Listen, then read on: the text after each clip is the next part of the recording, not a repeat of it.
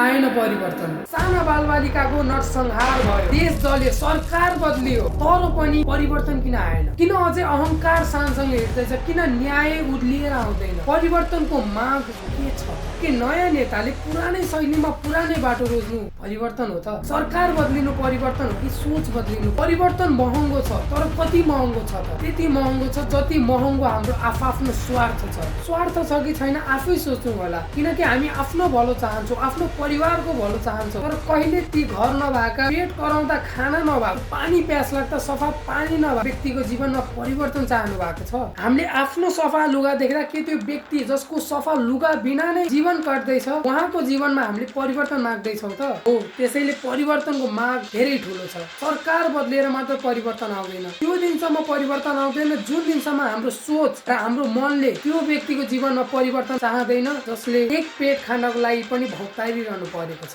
हाम्रो कर्तव्य पालनले नै परिवर्तन ल्याउनेछ।